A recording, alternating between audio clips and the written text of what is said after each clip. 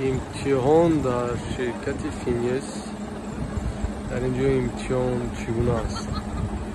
وقتی که میوید به کار در حال چون این امتحان میسپرید این انگلیس که پتسیوای میگذارید حسان آمده پیش میگیرید و از اینجا قفا 90 گرادس میدارید و پیش میگیرید 45 گرادس میدارید.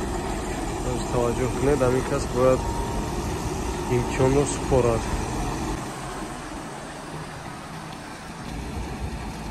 در حال یگان فیشکر زدی پریدی به هر شرکت خوب امکانیت آموزش میدهد. یک هفته وجدانی در اینجا بعد یک هفته در شهر باز دوام یک هفته قاعده رو میآموزی پول پرداخت میکنم برای آموزش.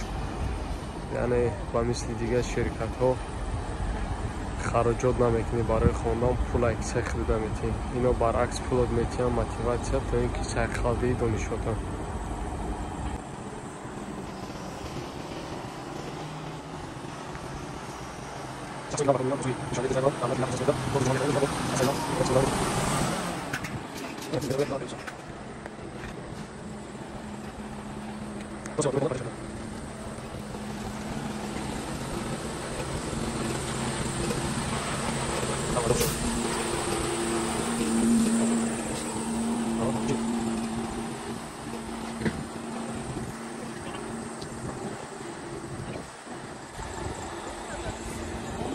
به نهایت امکانیت‌های سخت می‌دهد. از دو پهلو با فاصله 50 سانتیمتری جای است کشود است. یگان مشکلی را ایجاد نمی‌کند. حالا کن 45 گرادس می‌دارد.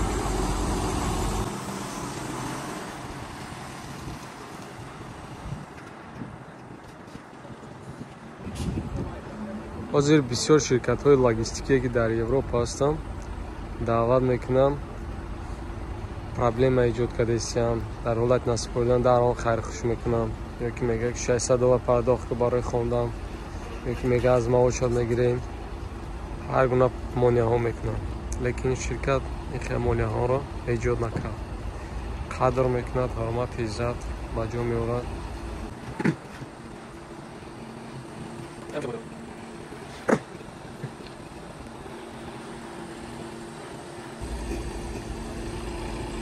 اگر کیوز یگان فیشکر نزند گذرد تست درایو در شهر میشود. در شهر حداقل 15 کیلومتر حرکت میکند. در اونجا یک وجدانی میبینند، علامت های راه اهمیت میتی یا میفای میبینند.